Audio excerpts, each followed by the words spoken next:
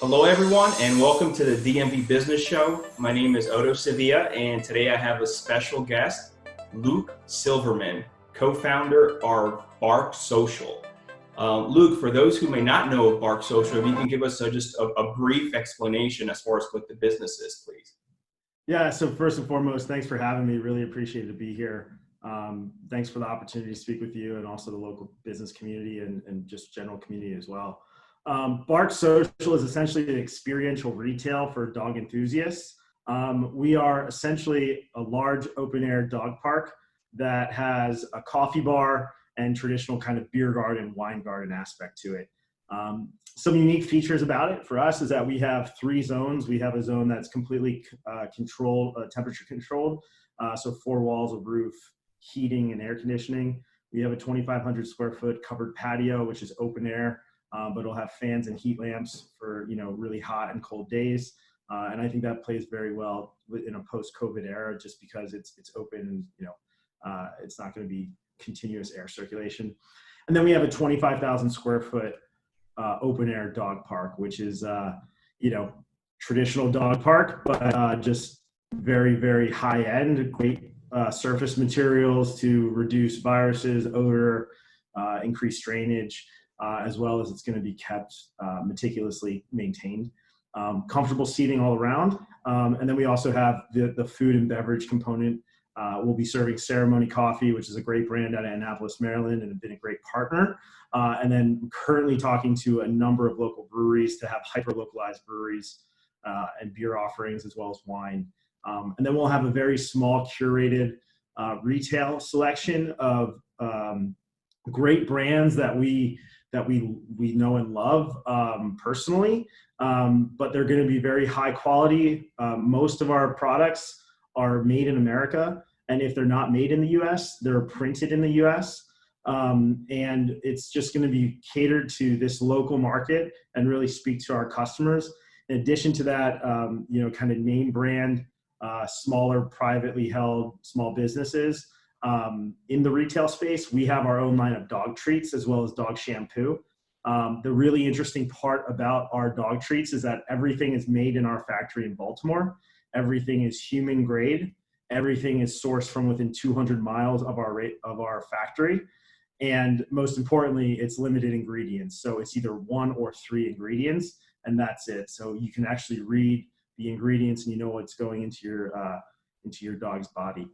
Two of the actual treats a human could eat if they wanted to. So, you tried it by yourself? Yeah. I actually tried the sweet potato treat just to say that I did. It was fine, and I can see how dogs love it. So, it's really a dog park and bar that has a great retail experience. We'll have Wi-Fi and TV, and it's just a great place to hang out with your best 2-legged and 4-legged dog friends. That's awesome. I didn't even know about the whole dog treat and having your own dog food, which is great, and it's here locally in Baltimore. Oh, by the way, so the manufacturing's in Baltimore. So this is going to be your first location, right? Yes. And just for the audience, if they don't know, where would it be located? Where is it going to be at?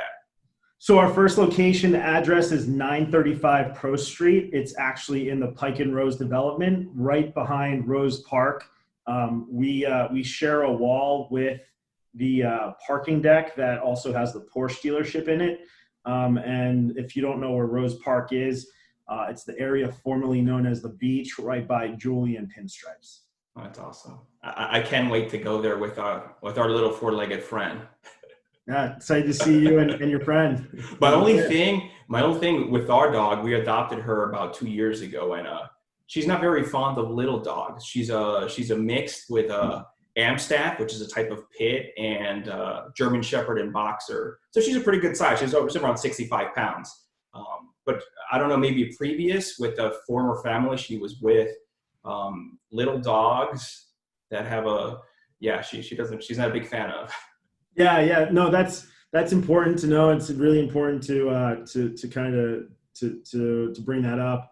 I think that there's a couple things about Bark Social which are very unique. We have a small dog area. Oh, really? Yeah. So if she's a small dog and she doesn't like small dogs, she can go out into the bigger yard, which will have dogs of all sizes. So there is going to be a little bit of separation between, small and large dogs. Large dogs are not allowed in the small dog area. Small dogs are allowed in the general kind of area, the bigger yard. But if your dog, for example, doesn't like small dogs, then simply don't put her in the small dog area, right? Yeah. Additionally, Bark Social is a safe, clean, and monitored dog park. So what does that actually mean? Every dog has to be spayed or neutered. Every dog has to be vaccinated and up to date on their current vaccinations.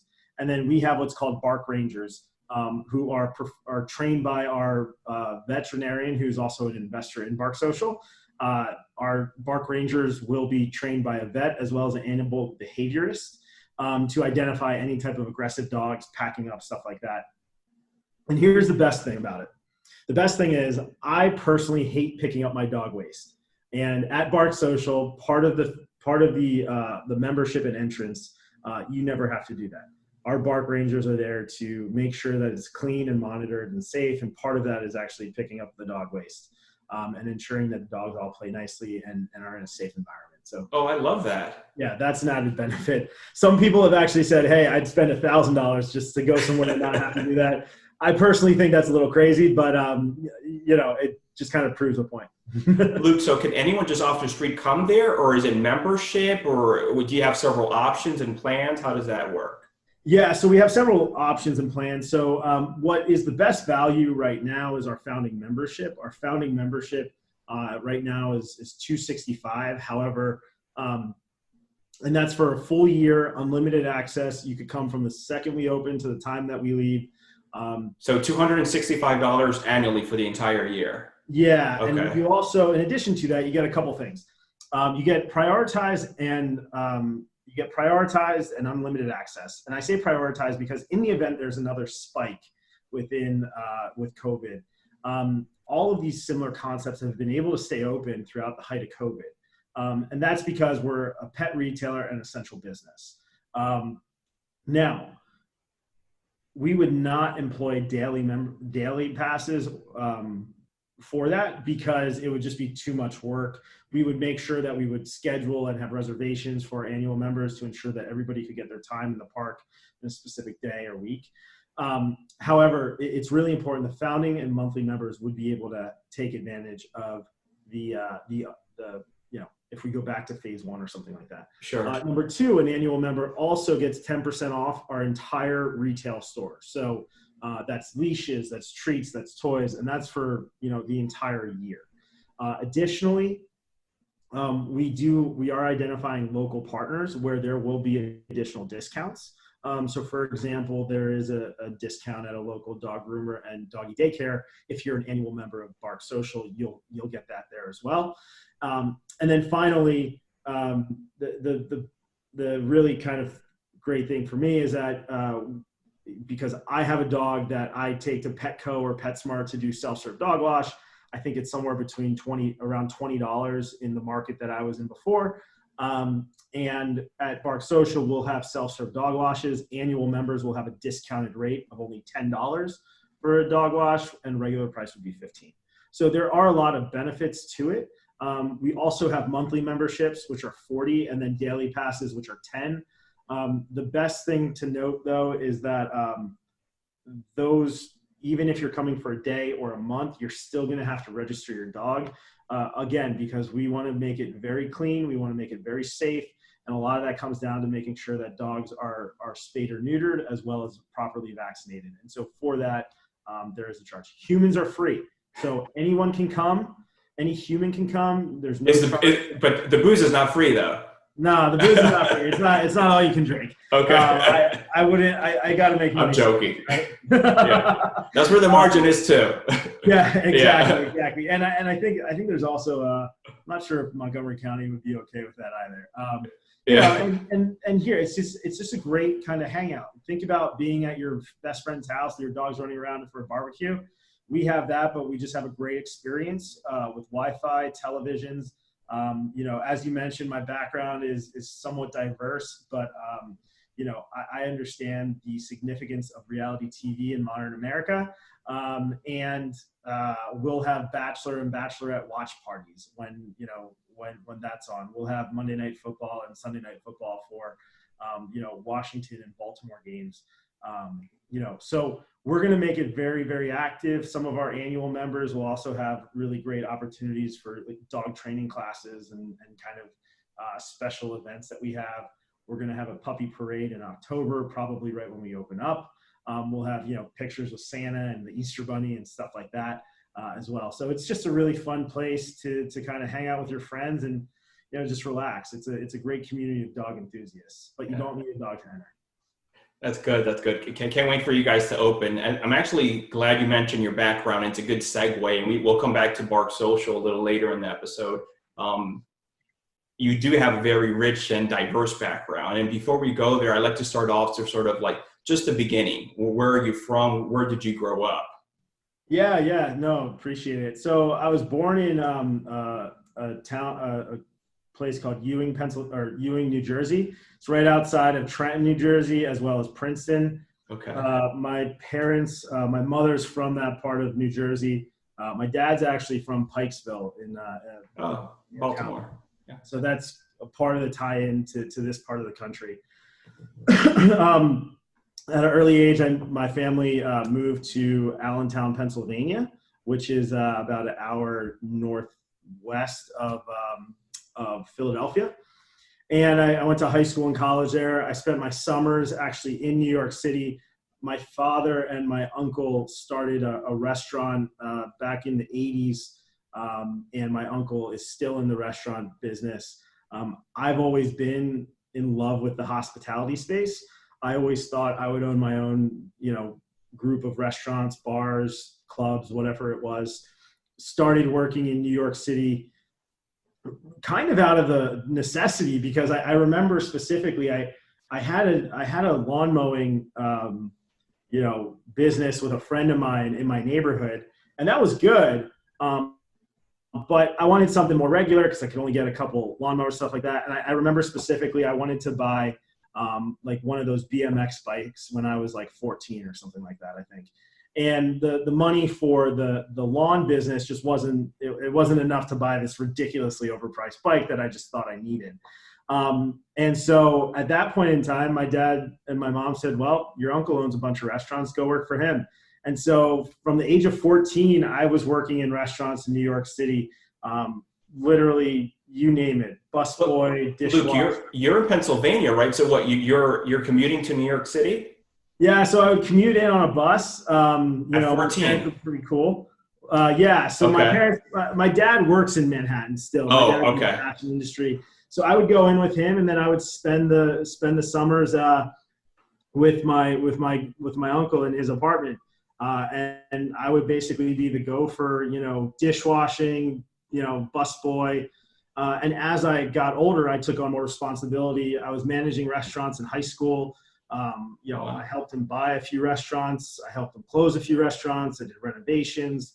I would go to the Fulton Street Fish Market at the time to purchase fish at the fish market.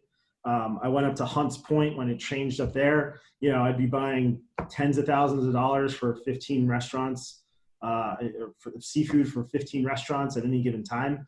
And so I fell in love with the industry. So you were very involved in the restaurant business then at an early age.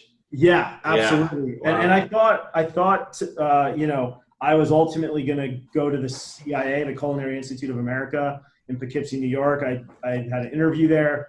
The only reason why I didn't go there was for two reasons. I thought I wanted to go to the Air Force Academy, or I basically thought I wanted to play lacrosse in college, and the CIA didn't have that.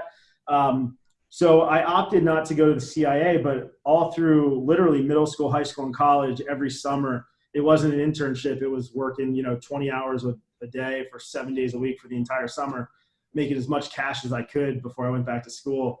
And I just love the hospitality industry. It's always been in my blood, and my grandfathers owned restaurants. I have two uncles who own restaurants. My father owned a restaurant for a short time, and now, with Bark Social, it's a little bit of a hybrid, but still in the hospitality space.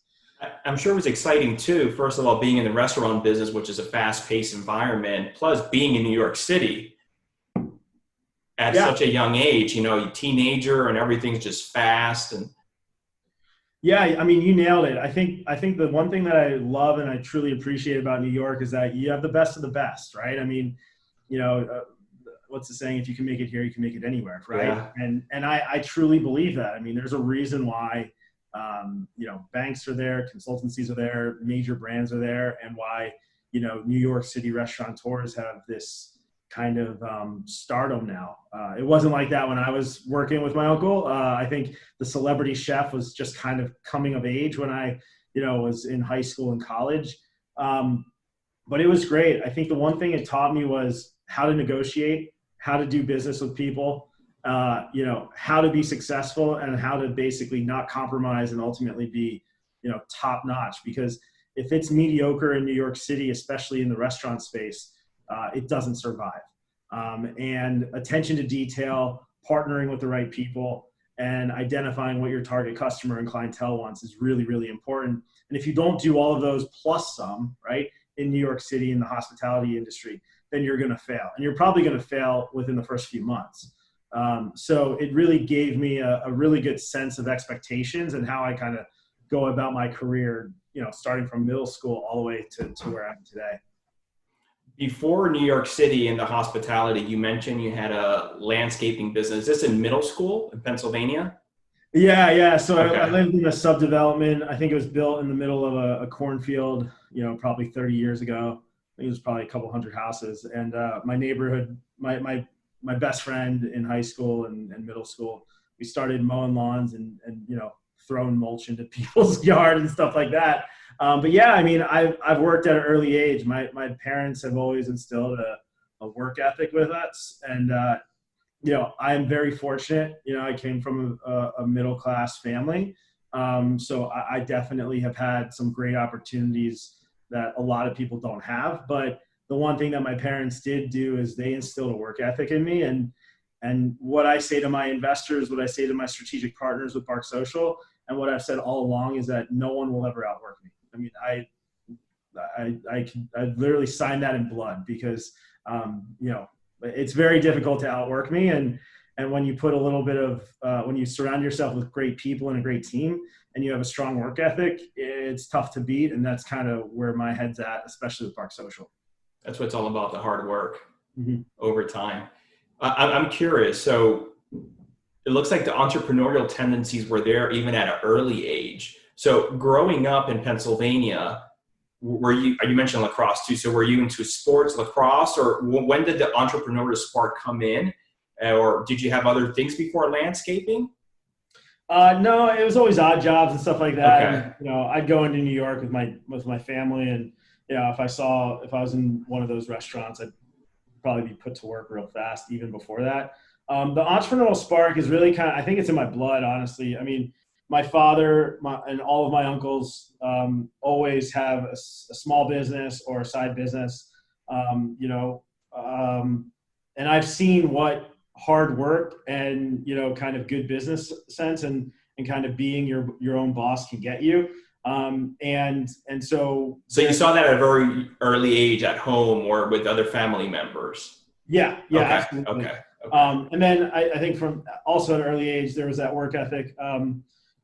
Pennsylvania is especially Allentown, it's kind of like salt to the earth people, it's middle class, but everybody kind of has this really good work ethic.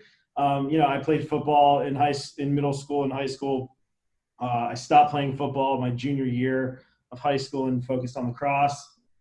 And then, in college, I had a great time playing lacrosse and really kind of understanding what time management is, because as a student athlete, you had to be able to, perform on the field as well as in the classroom. I played D3, so and lacrosse too. It's not like a sport that has a lot of leeway. So, if I had to miss class for a game, I got yelled at by my teachers and professors. But it was a great way to kind of set me up to kind of self-govern post-college and helped me with my career. Where'd you go to school? Where'd you go to college?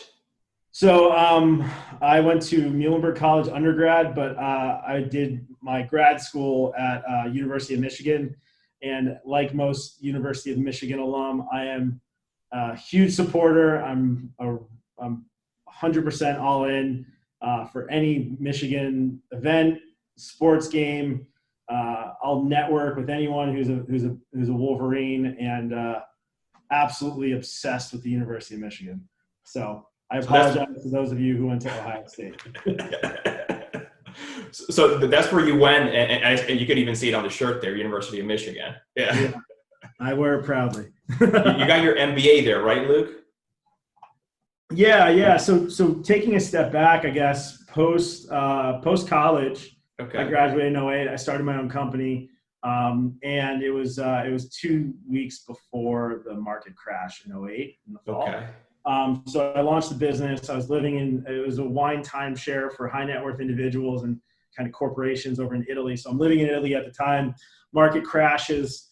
And, Tuscany or what part? Yeah. Actually, okay. Yeah. So I had a flat. One of my investors had a flat in Prato.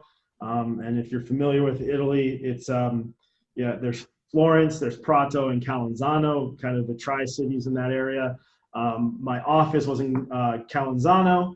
My flat was in Prato, and then if I wanted to go out and see just everything that Florence has to offer, it was just a quick train ride on the commuter rail. So I was there. Market crashed. Ultimately, returned all the funds back to the two investors because they were partners in the vineyard. Came back to the U.S. and tried to just make lemonade out of lemons. Worked in the restaurants for a bit and kind of realized that missions and values of that space was a little bit different than what I would want. And so in the restaurant business, or what was that? You said mission and values are a little different. You're referring to in the restaurant business, or where? Yeah, just okay. the person I was working with. Okay, I understand. And so I decided to leave and kind of try and find my own path. As you could imagine, in the fall and winter of 2008, nobody was hiring, and I had student loans to pay off. And my dad said, "Hey, I have a distant cousin who works out in TV in LA. Let me see if they'd be interested." So my dad called up a distant cousin of his and connected me to her daughter, who's my distant cousin. And literally never met this person in my life. Said, "Hey, I'm Luke. I just need to make some money." And she said to me, "If you get out to LA in 2 weeks, you got a job." Packed up the Toyota Corolla that I had. My dad gave me like $500 in cash to get across the country. I lived in one of my dad's best friend's spare bedroom for about 2 months. And I worked 2 shifts on 2 different TV shows. One of them happened to be The Bachelor. So I was working about 20 hours a day, sleeping in the car or the couch at my dad's friend's house out in the valley. Saved enough money to get my own place, and had a really fun career in entertainment for about 3.5 or 4 years. Traveled the world. I've been to 48 continental U.S. states. I think at that point in time, it took me to 35 countries internationally. And I was a production coordinator, production manager for the Bachelor franchise, as well as a brief stint on American Idol. And I basically did production management coordination, which is really kind of the business behind TV shows. Okay. So risk assessment, budgeting, hiring, trade out agreements with brands and stuff like that, scheduling. So it was really cool. Really had a good time, met some great people, had some wild, fun experiences that most people would probably just never believe. But there's a great group of people in that space and taught me how to really kind of focus in on the task, number one, and number two, create some sort of consistency in a world full of chaos, which kind of lends itself well now in the COVID era. So sure. Yeah. So you were there for about 3.5 years, you said? Yeah. So I did that until about 2012. And at that point in time, I thought, and I say I thought, because I did at the time, I thought I wanted something more stable. I thought I wanted something that was a bit more lucrative and something that was maybe a bit more challenging intellectually. And so I transitioned at the time into the med tech space.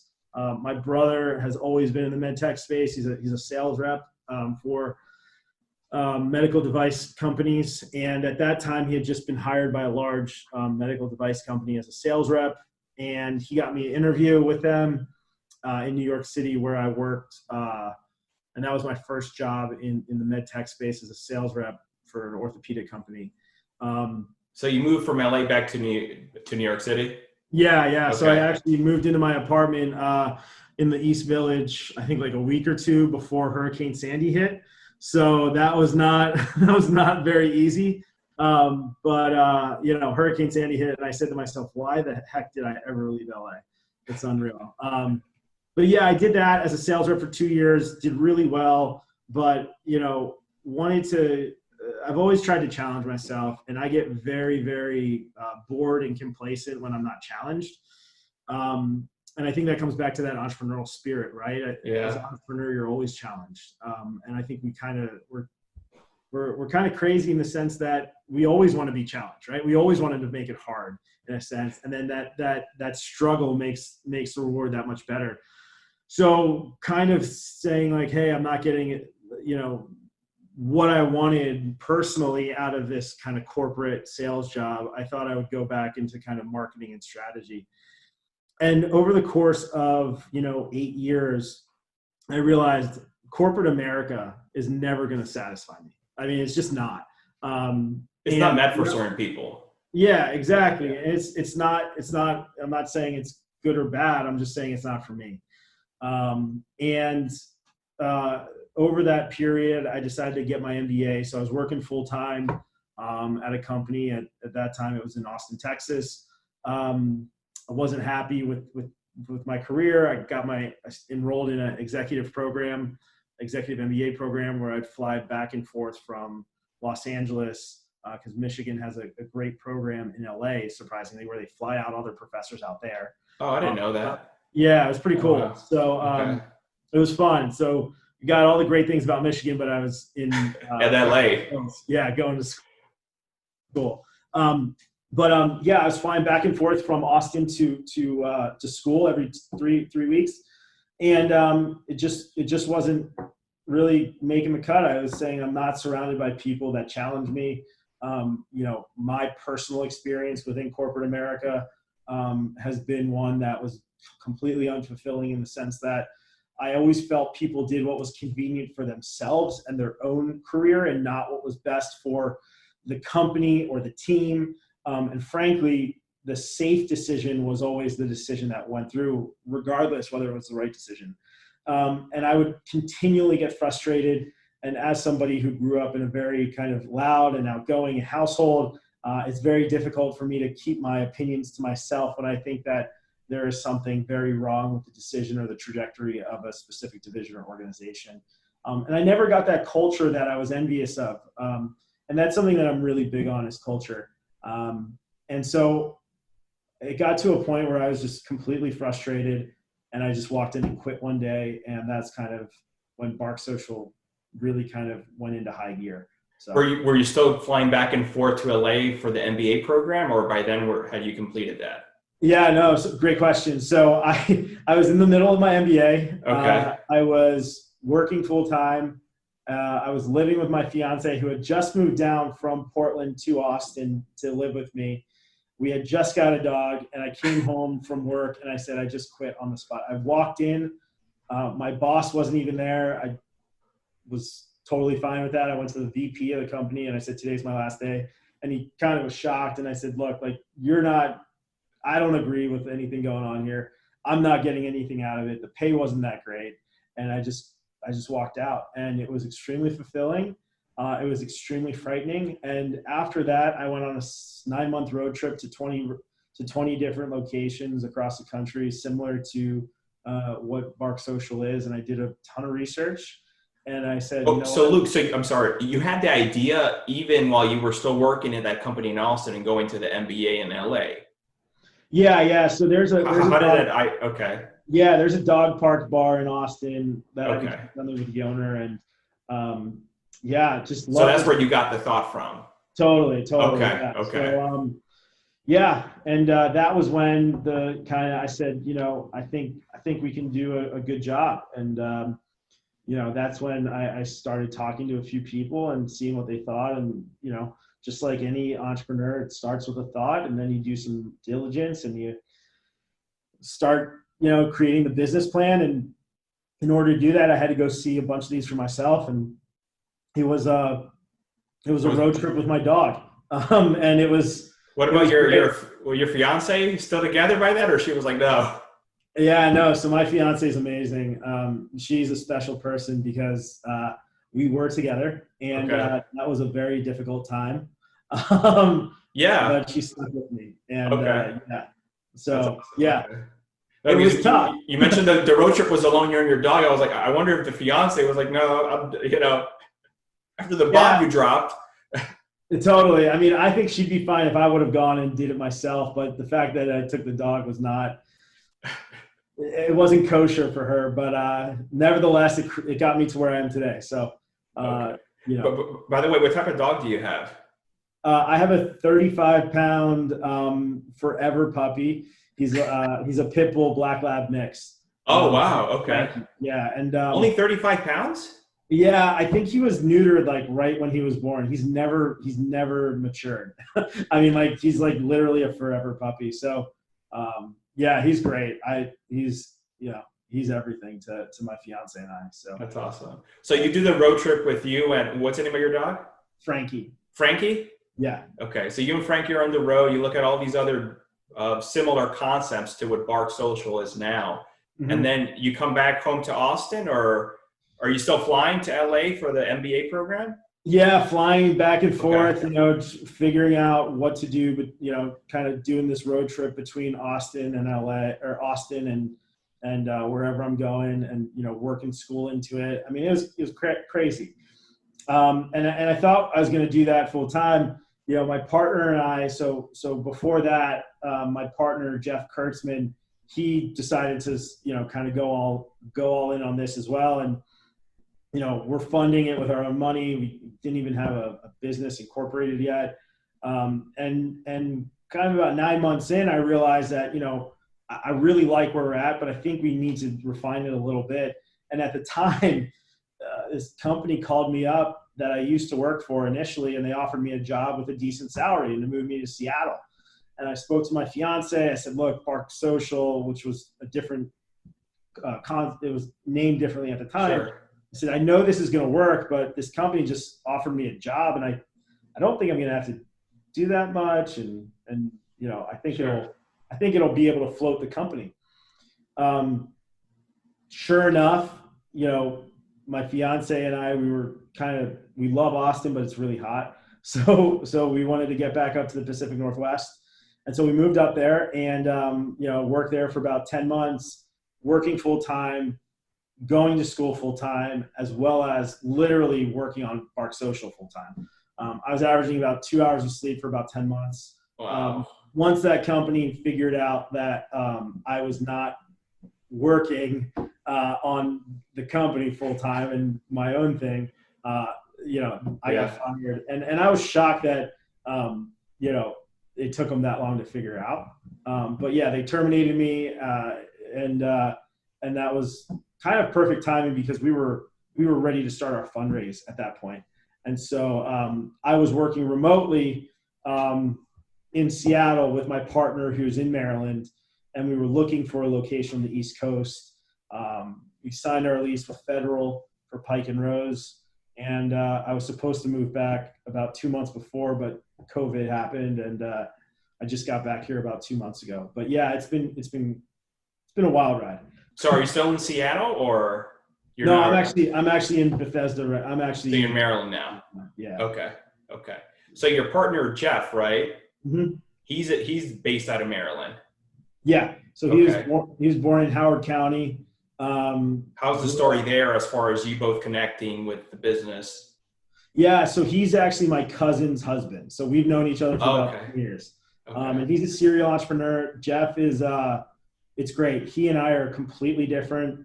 I'm more the sales idea, marketing guy. He is what we call the back of house. So he's all operations, finance. Numbers. We balance each other very, very well. We know because we have the family connection that no matter what we say or do, we always have each other's backs. And I think that's a unique situation for founders, is that, we can argue and kind of be completely at odds with each other, but we know that we're all going to come back to a solution that's ultimately best for the business. but Jeff's got a pretty success. He's wildly successful within the startup space. He's been very involved in the startup space in both DC and Baltimore for probably 15 some odd years. He started a company called Better World Books, which was really the first social venture of its kind about 17 years ago with two friends. They totally funded it themselves. They sold the company about a year and a half, 2 years ago, but they were the number 1 book reseller on Amazon for probably the past 5 years. They did over 70 million in annual revenue. They've donated over $20 million to literacy programs through their work, as well as over 20 million books to literacy programs in the 17 years of the company. And yeah, they created a monster company, and it was all started with an idea and 3 friends in a van driving around to college campuses trying to figure out how to do it. And from that, he's consulted for about 20 some odd startups and was a CEO for a company that was on the verge of bankruptcy and turned that around over a 2-year period. And he's investment banking, before that. And so he's got a really, really good grasp on finance and operations. And so he's the second half of Bark Social. Wow. So it sounds like a great partnership there. Yeah, it works. Yeah. So he's in Maryland. Is that what brought you back into Maryland as far as your first location being here? Yeah. So we were looking for a national, we had a national search. Actually, we were approached by places in Canada and Mexico as well. And we were open to kind of anywhere where the best opportunity was. Sure. We really quickly honed in on the DC market, mainly because a couple things. Jeff knew the market well. We love the market because it's super dense. While there's a lot of dog owners, there's not a lot of dog-friendly concepts like you would see in other parts of the country, predominantly the West Coast and the South. It was kind of like this opportunity where we disclose this to the market with our broker, our in-market broker. So we have 2 brokers. Our head of real estate and master broker is Paul Bartlett out in Southern California, and our in-market broker is Sean Harcourt with H&R. Yeah, I know Sean. I've done deals with him. Yeah. So Sean's he's a great guy. Awesome. Yeah. I was actually just with him yesterday looking at another site. Okay. And he's just been great. But he knows this market, and he shopped us around, and we got some amazing opportunities. And Federal was just, they were great. I mean, for us to be our first location in Pike and Rose, we share a wall with a Porsche dealership, which is pretty cool. Yeah. Pike and Rose is probably one of the top 20 developments in the country. Federal owns by far one of the best retail centers in the country, called Santana Row out in California. And, Stu Beal and the whole Federal team, it was just really great to work with. And it just timed up perfectly for Bark Social and for Federal. So that's kind of how we got to where we're at. So the deal there with Federal, Luke, that was executed when, about a month ago or so? No, a couple months ago. Okay. We had it under wraps, and then once we submitted the permits, that's when it kind of got leaked out to the public. I want to say the deal was being talked. As you know, real estate deals take a long time, right? Yes. Especially commercial real estate deals take a long time. I think we were talking to Federal probably at 6 months at that point. Okay. And with COVID and everything happening, things kind of they kind of cooled off a little bit, and then we wanted to sign a lease because we were raising money and we had to do something with it. Yeah, I think we signed probably 3 months ago. At this point, like 3 or 4 months ago. But yeah, it as you know, commercial deals take time. Yeah, I sometimes I wish we were as quick as the residential world, but not at all. Yeah. There's the contracts are a bit longer. Yeah, exactly. I'm glad you brought raising money. So you and your partner did have to go out there to the market and raise funds for the venture, correct? Absolutely, yeah. How was that? If you can explain to the audience, how was that endeavor? Well, I mean, it's people say, hey, you should go on Shark Tank, and I mean, I lived Shark Tank for every day for about 9 months. And, you learn a lot about yourself. You learn a lot about what you've done and how you're perceived, and you learn a lot about other people. I think the biggest thing for me is that it's not about me, it's about we. And I am fiercely focused on my team. And I don't think that any entrepreneur can say, oh, I did this all by myself. There's always people along the way that help you. What I've done is with Bark Social, with Jeff, is create a great team. And as you create a great team, you are able to tell a story. You're able to get great advice for free, essentially, from these great advisors and partners that you have. And then in turn, you're able to go out and raise money, because that confidence where the people are looking at, the investors are looking at a couple things, and every investor is different. Some investors only invest in one vertical. Some look specifically at the founders. Some look at the diligence of the founders. Others look at the team. I mean, you never know what you're getting into. You try and prep for every meeting and pitch.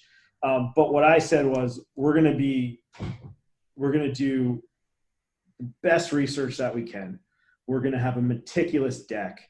We're going to have the best financial model and pro forma we could ever put together. Most of it's going to be based on fact and negotiations, or whether that's with commercial real estate companies, contractors, GCs, suppliers for products, numbers from other concepts. So we did that, and then I created the team, or we created the team. And that made it's always difficult to raise money, but that made it easier to raise money, because I had a team of, some people in the tech space, some people in the pet space. I have, people who are in the real estate space, who are, equity partners and advisors for me. And then people in a bunch of different spaces, so that we really created a great team that was curated and, most importantly, engaged.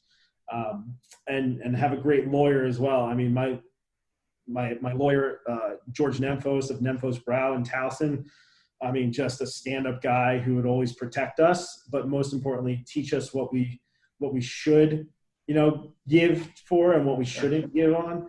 And then our real estate attorney, Michael Mursky, who's out of Philadelphia, who's an equity partner and the former VP of real estate for David's Bridal. When it comes to lease negotiations and stuff like that, just a phenomenal person. So we would walk into conversations where it's not Luke and Jeff, it's the team. Bark Social is truly a team. I'm the CEO and the co-founder with Jeff, who's the co-founder and CFO. But Bark Social is really a team startup, and people are investing in the team and not just me. And the thing that I'm most proud of is the team that I've created, because that's what makes us successful. That is what is going to make the first location in Bethesda a really great experience, and then all the future locations just a really great experience, business, and hopefully do what we expect to do from an investment standpoint as well. I agree with you 100%, Luke, as far as surrounding yourself with the right team and the right people is huge, especially for a new or startup business. What would you suggest for any startup or any entrepreneur out there, how you went about and you gathered yourself your own team and form of advisors? What can they do? What just similar to what you just did, as far as your attorneys, your GCs, your real estate people, and everyone else? Yeah, I think it comes down to mission and values first. I mean, you really need to identify people who align with your mission and values. There was a lot of trust early on. I mean, Paul Bartlett was the first person to come into the company really and put his reputation on the line. I mean, he took me to ICSC, which you're familiar with, in Vegas, almost a year and a half to almost 2 years ago now. And we had this like pitch deck, and it was fine, but it's nothing like we have now. And Paul put his neck out on the line for us. And we met with the executive vice presidents of major, multi-billion-dollar REITs that are trading, and, they're having conversations with celebrity chefs. Like, why would they give me time? Right. Yeah. But Paul believed in us. and he believed in the mission, and we were aligned because we met in grad school. So we had a lot of opportunity to talk, but he gave us an opportunity, and anybody else who came into the team, they had to identify with our mission and values. So the team, I'm fiercely loyal to, because they've been fiercely loyal to me, and they've really put their reputations on the line. Second, I think that you have to commit yourself. I'm not proud of it, but it's taken a toll on my personal life. I mentioned I'm engaged. We've moved all over the country, and we're not talking like, moving from Bethesda to Rockville. We're talking from Austin to Seattle to DC. These are big life changes. My fiance was along for the ride, and it's difficult for her. It's difficult for me, but the sheer focus and passion that I have to create a great opportunity for my community, my investors, and myself is something that I don't lose light of. With that being said, you have to commit yourself. You have to create a great team, and then on top of it too, you need to really do your work. And I think our pitch deck is version 200 plus. Our financial pro forma officially is V23, but it's probably V200 plus. I pressure tested my hypothesis and the business model hundreds and hundreds of times. I have been told no way more than I've said yes. And I've actually turned down the same amount of money that I've raised. Oh, really? Because the investor, in my opinion, didn't have the mission and values that is best for the company, and best for my investors, and best for the founders as well. So I would say create the team, surround yourself with people that will coach you and help you out and have domain experience. Commit yourself and be prepared for the highs and the lows. And then most importantly, it's all about doing your diligence and making sure that, you actually know what you're doing and you're confident. Taking somebody's money for a small business or a startup is a deeply personal act to do. And I don't take that lightly. And so you have to understand that if you're taking somebody's money for hard-earned work, with the hope of returning, a significant amount of value to them, that's personal. And you can't BS your way through it. And frankly, I don't think it's moral or ethical to do it. And a savvy investor will know that. And I take that personally. And because of that, I really make sure that everything's airtight and ready to go. So. That's good. Where is Bark Social now? I know we're still all dealing with the pandemic and everything. And you said you closed a deal a couple months ago, but it takes time with permitting and all that other stuff. Where are you in standstill waiting, or where are we in general? Yeah, so Montgomery County has just been absolutely amazing. Federal Realty has been absolutely amazing. We're moving. I mean, we're moving ahead. We plan on opening in the fall. It's looking like an October launch now. Have you started construction and build out yet, or?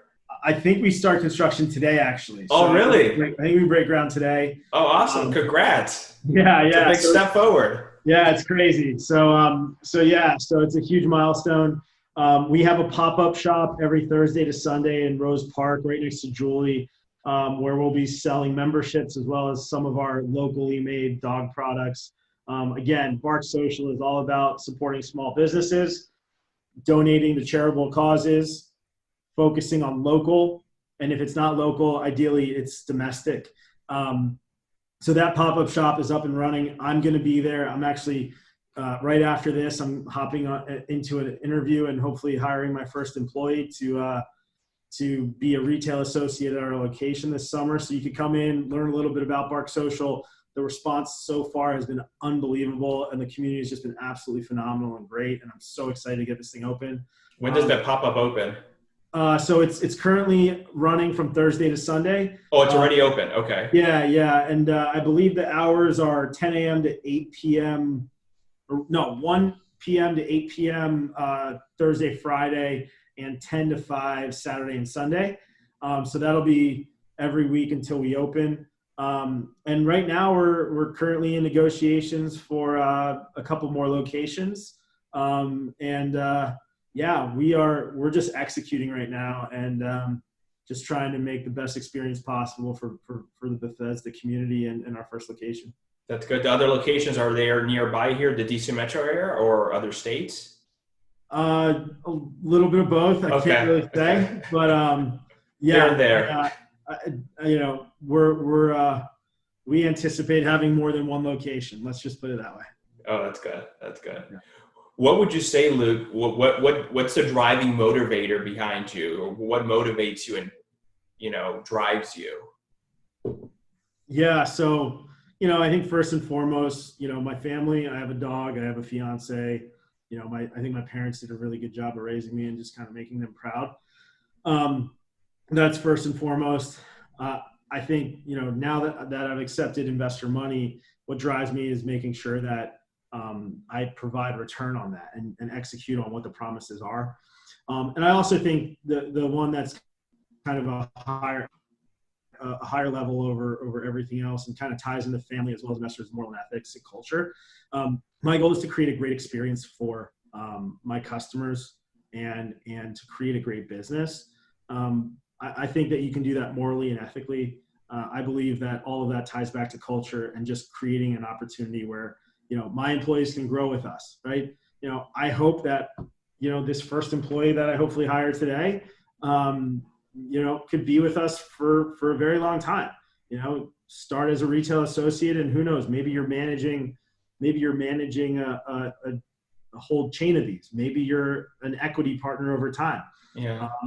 I'm partnering with one of our investors, and our board member is a gentleman by the name of Jerry South, who created a massive company, out of Annapolis. And, he was all about vertical transition from, an entry-level valet parking attendant to a regional manager, and creating a great opportunity and the culture that I've always wanted that I never got in corporate America is something that drives me as well.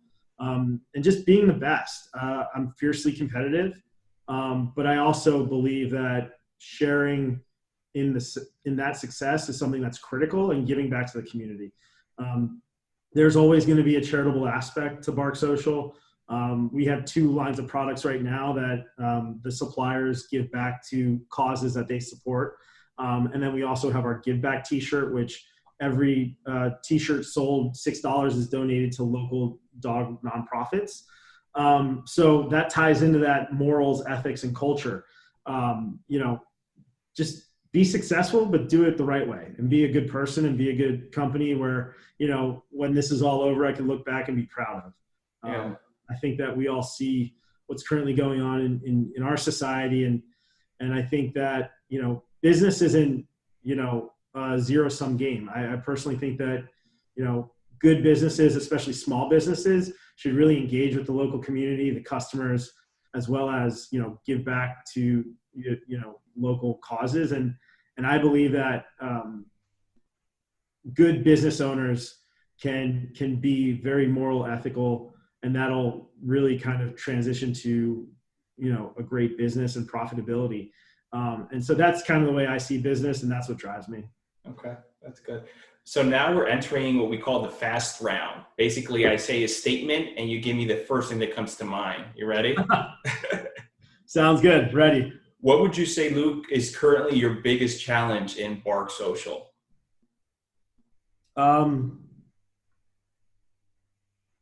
Just getting open, right? Okay. Construction. I want construction to go faster. That's my biggest challenge. Good thing you started today, so we'll see. Yeah. Yeah. What do you wish you would have known back then that you know now? It takes time. You need patience. Patience. Yeah. Yeah. I've had to learn a lot of Okay. patience. Yeah, I understand. When I say the word success, what's the first person or first thing that comes to your mind? Success. Family. I think, success will lead to life and, happiness, both personally and professionally. And success looks a number of different ways, right? I mean, yeah. It's not just financial to me. I'm not trying to be, Steve Jobs or Bill Gates. I'm just trying to, create a really great return for my investors, create a great experience for my employees and my customers, and have the freedom to make an impact in the world and to my local community. And I think success would enable me to do that. I understand you've had throughout your whole business career many different advisors. Who would you say, though, is your biggest mentor, and what did you learn from that person? Yeah, so, I mean, it's my mom and dad. I mean, they're just awesome. I mean, they're crazy, but, they taught me how to treat people, and ultimately hard work and doing the right thing is probably going to lead to success. And that's it. From a business standpoint, Ari Abakasis, who's currently an investor and honorary co-founder and board member in Bark Social, he's probably been the single greatest business advisor outside of my parents. But okay. Yeah. I know you mentioned earlier about different locations, but what's the vision for the future for Bark Social, the next 5 years or 10 years? What are you thinking? Yeah, I mean, I can't say a lot, but you don't have to go to details, just general. Yeah, I mean, again, create a great business that engages with the local community, creates a great opportunity for my employees, and a great culture that we promote from within. We create a great experience for our customers and for dogs, and we give back to causes along the way, and we do it the right way. And we grow both, locally, domestically, and potentially internationally. Oh, wow. Even internationally. Okay. Hey, I mean, it started with a dream, and I love it, though. That's good. You have to aim high, because yes, you never know where you can reach. Totally. Yeah, I like that. Do you have a specific goal in mind as far as X number of stores or location by a certain number of years or time, or is it more about just finding that right spot? It's about finding the right mix. Okay. Don't want to grow too slowly. Don't want to grow too fast. And I think time will tell. But again, the team that I've created, we're focused on growth. And I believe that we'll be able to do it whenever we find out what that sweet spot is. Okay. And lastly, what do you like to do in your free time? I know you don't have much nowadays, but besides, I'm sure, hanging out with Frankie and your fiance, what do you like to do? Yeah. I mean, honestly, that's probably number one. Three things probably. I'm obsessed with just kind of being down at the beach and beach life. So, my parents have a little bungalow at the Jersey Shore. So I love going down there and hanging out with friends and family. Second would be traveling. Can't really do that right now. I've kind of lived all over the country and traveled all over the world, and I just never get enough of that. And then the other thing that I'm really excited about with DC is, just eating out. As you know, hospitality has been in my blood, and I never met a dinner that I didn't really like, and COVID's caught up to me a bit, but I love, going out and trying new restaurants and bars and experiencing local food. So unfortunately, we can't do 2 out of the 3 you mentioned with the traveling and eating out due to COVID, but hopefully we will soon. Yeah. Do you have a place your favorite as far as traveling where you like to go? Yeah. So, when I was living in Texas and California, I love Mexico City. I love just, when you're living in the southern part of the country, it's just so quick and easy to go there. When I was in Seattle, I went up to British Columbia all the time. I skied Whistler, I think 3 times this year. Went out to Tofino to go surfing on Vancouver Island. So I love like the quick trips to Canada and Mexico. Internationally, I love Europe. Love the history. I love the culture. I'm a huge history buff. So for me, it's always great to go to do that. I think some of the coolest places I've been on The Bachelor. Love Thailand. I love Switzerland, and I love Buenos Aires in Chile. I love Argentina, Buenos Aires. I love Santiago, Chile. Man, you've been to a lot of places. Yeah, and I mean, been to Africa twice, and I love that. And been to Israel twice. Love Israel. I mean, honestly, I know I just pretty much mentioned every single place in the world. It's very rare that I travel somewhere and I don't like it. So I'd probably say there's a few places that I'd probably not go again. Yeah. And there's more places that I've been to that I'd go again. But yeah, I mean, quick off the top of my head, South Africa or anywhere in Africa, Southeast Asia, the Middle East, and South America. And then if I don't have a ton of time and I just want to get away real quick, Mexico or Canada are always great places in my opinion. So pretty much the whole world. It's my favorite place to go. I like that. I love to travel too. We actually had a trip, and just next month in August to Israel, we had to cancel. We were going to take the whole family and the kids. But unfortunately due to COVID, yeah. Oh, sorry. I mean, Tel Aviv is one of my favorite. That's a top 3 city. I can confidently say Tel Aviv is one of my favorite cities. I like Tel Aviv. My wife grew up around Tel Aviv. So I've been there, and we wanted to take the family just because we have some family there that are getting a little older. So we wanted to go visit them and the kids to meet them before anything. Nice. But Tel Aviv is a beautiful city, though. Yes. Yeah. Cool. So if you can share, Luke, with the people, where can they find you? I know you said the pop-up. So is there a website or anywhere in social media? Totally. So barksocial.com, that's our website. You can go on. We have an e-commerce store there. All the products in our pop-up tent are on there as well. We're giving some discounts away as well. You can sign up to be a founding member right now on barksocial.com. We're doing special discounts for frontline workers, federal employees, military, both active and retired, teachers. So we're giving a ton of discounts to the people that are critical to our to our country and our lives. So you can do that on barksocial.com. The pop-up shop Thursday to Sunday in Rose Park, right next to Julie. And then on social, bark_social on Twitter and Instagram, and barksocial bar on Facebook. And then LinkedIn, just Google Bark Social and we'll come up as well. So really appreciate the opportunity to speak with you and share my story and talk a little bit about how we're going to engage with the community, and really excited to be in Montgomery County and North Bethesda at Pike Rose. So thanks again. No, thank you, Luke. Really appreciate it. And can't wait for you guys to open and be there. Sounds good. I'll talk soon. Bye.